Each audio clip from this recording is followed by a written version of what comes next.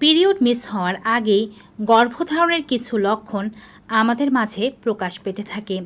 যারা তাদের শরীর সম্পর্কে খুব বেশি অভিজ্ঞ বা শরীরের ছোট থেকে বড় সমস্ত পরিবর্তনগুলো খেয়াল করেন, তারা অবশ্যই বুঝতে পারবেন এই পরিবর্তনগুলো এবং পিরিয়ড মিস হওয়ার আগেই বুঝে যেতে পারবেন যে এই মাসে তারা গর্ভবতী হতে চলেছেন। কোন সেই লক্ষণগুলো তা সম্পর্কে আজকে জানাবো। মোট 15টি লক্ষণ সম্পর্কে আজকে আপনাদেরকে জানাবো। চ্যানেলে নতুন হয়ে থাকলে চ্যানেলটি সাবস্ক্রাইব করবেন, ফেসবুক থেকে দেখে থাকলে ফলো করবেন।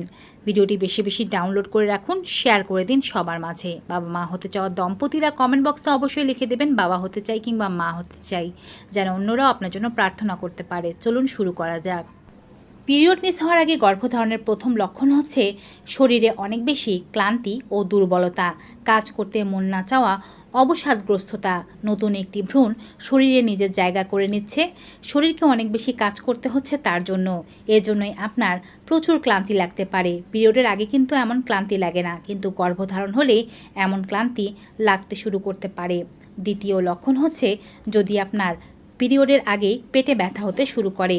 এটি পিরিয়ডের 5 দিন আগে বা 7 দিন আগে হতে পারে। এক্ষেত্রে সাধারণত তলপেটের নিচের ডান দিকে অথবা বাম দিকে কিংবা নাভির নিচে ব্যথা হতে থাকে। এটি চিনচিনে এক ধরনের ব্যথা, খোঁচানোর মতো ব্যথা। এ ব্যথাটি তেমন ভোঁতা নয়, অর্থাৎ পিরিয়ডের ব্যথা যেমন পুরো তলপেট জুড়ে হয়, ভোঁতা ব্যথা হয়, পিরিয়ডের দিন পর্যন্ত হয়, এ ব্যথাটি তেমন নয়।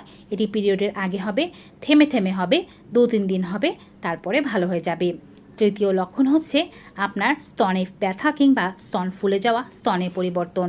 গর্ভধারণ করলে স্তনে প্রচুর ব্যথা হতে পারে, নিপলগুলো ফুলে যেতে পারে, এরিওলাগুলো আরও বেশি কালো বা ডার্ক হয়ে যেতে পারে, স্তন দিয়ে তরল বা দুধ আসতে পারে এবং তার সাথে ব্যথার ইন্টেন্সিটি দিনকে দিন বাড়তে পারে।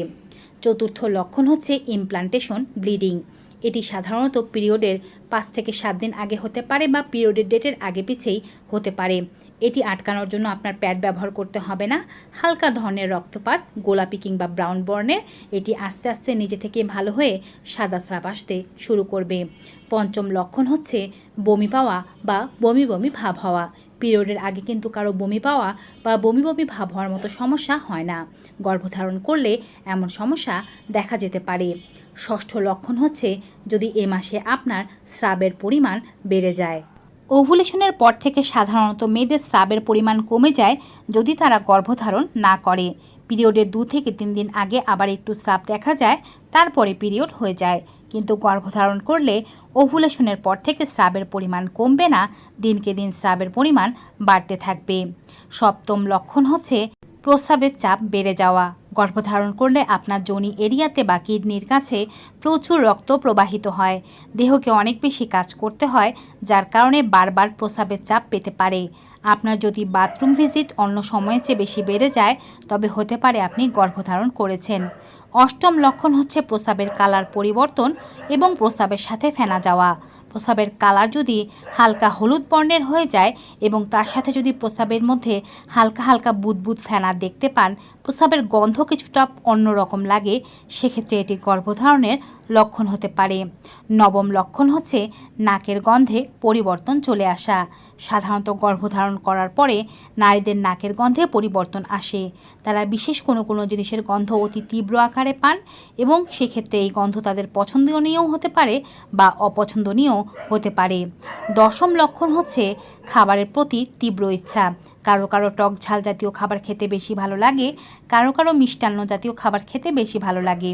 কোনো খাবারের প্রতি তীব্র ইচ্ছা বা সেটি না খেলে যেন এখন অন্য কিছু হয়ে যাবে, এমনটা ফিল হতে থাকে। এমন ফিল হলে বুঝবেন হয়তো আপনি গর্ভধারণ করেছেন। গর্ভধারণের 11তম লক্ষণ হচ্ছে মাথা ব্যথা হওয়া। অনেকেই খেয়াল করে থাকেন যে প্রজেস্টেরন হরমোন বাড়লে তাদের মাথা ব্যথা হতে শুরু করে। এ মাসে যদি হঠাৎ করে খেয়াল করেন পিরিয়ডের আগ দিয়ে আপনার মাথা ব্যথার তীব্রতা বেড়ে গিয়েছে, তবে হতে পারে এটি আপনার গর্ভধারণের লক্ষণ। 12তম লক্ষণ হচ্ছে সার্ভিক্সের পরিবর্তন। সার্ভিক্স সাধারণত আপনার যোনির ভিতরে গোল ডোনাটের মতো একটি অংশ। গর্ভধারণ করলে এই সার্ভিক্সের মুখটি বেশ ভেজা ভেজা, তুলতুলে নরম হয়ে থাকে এবং এটি উপরের দিকে উঠে থাকে, যেন বাচ্চাকে সুরক্ষা দিতে পারে। 2 আঙ্গুলের মধ্যে দিয়ে যোনির ভেতরে আঙ্গুল প্রবেশ করালে যদি সহজে সার্ভিক্সটি না ধরা যায় এবং ধরা গেলে যদি বোঝা যায় এটি খুবই নরম হয়ে আছে, ভেজা ভেজা হয়ে আছে, তবে বুঝে যাওয়া যেতে পারে যে আপনি গর্ভধারণ করেছেন বলেই এমনটা হয়েছে। তবে এই পরীক্ষাটি করলে অবশ্যই হাত ভালোভাবে ধুয়ে নিতে হবে। 13তম লক্ষণ হচ্ছে মাড়ি দিয়ে রক্তপাত। অনেকেই হয়তো খেয়াল করেন যে গর্ভধারণ করার পরে তাদের শরীরে রক্ত চলাচল অনেক বেশি বেড়ে যাওয়ার কারণে শরীরের কোনো জায়গায় অল্প টোকা লাগলেই রক্তপাত হয়। মাড়ির ক্ষেত্রেও ব্যাপারটি তেমন হয়। দাঁত মাজতে গেলে মাড়িতে হালকা একটু আঘাত লাগলেই প্রচুর রক্তপাত হতে থাকাও গর্ভধারণের একটি লক্ষণ। 14তম লক্ষণ হচ্ছে গ্যাস্ট্রিক অ্যাসিডিটির পরিমাণ বেড়ে যাওয়া। কারো কারো গ্যাসের সমস্যা থাকে না, কিন্তু গর্ভধারণ করার পরে খাবার হজম হতে অনেক বেশি সময় লেগে যায়, যার কারণে গ্যাস্ট্রিক অ্যাসিডিটির সমস্যা বাড়তে পারে। 15তম ও সর্বশেষ লক্ষণ হচ্ছে কনস্টিপেশন হওয়া বা ডায়রিয়া হওয়া। এটি দুটি ভিন্ন ধরনের লক্ষণ প্রকাশ পায়। কেউ কেউ খেয়াল করেন গর্ভধারণ করলে তাদের প্রচুর পরিমাণে কনস্টিপেশন হয়, অর্থাৎ মল সহজে বের হতে চায় না। কেউ কেউ আবার হঠাৎ করে ডায়রিয়ার শিকার হয়ে যান। এই 15টি লক্ষণের মাঝে কটি লক্ষণ আপনার মাঝে আছে অবশ্যই কমেন্ট বক্সে জানাবেন। কারা গর্ভধারণ করলেন সেই সুখবরটি আমাদেরকে দিয়ে যাবেন। আজকের মতো এখানেই বিদায় নিব ভিউয়ার্স। সবাই ভালো থাকুন, সুস্থ থাকুন। দেখা হবে আবার নতুন একটি ভিডিওতে নতুন কিছু উপকারী তথ্য নিয়ে। Till then, goodbye and take care.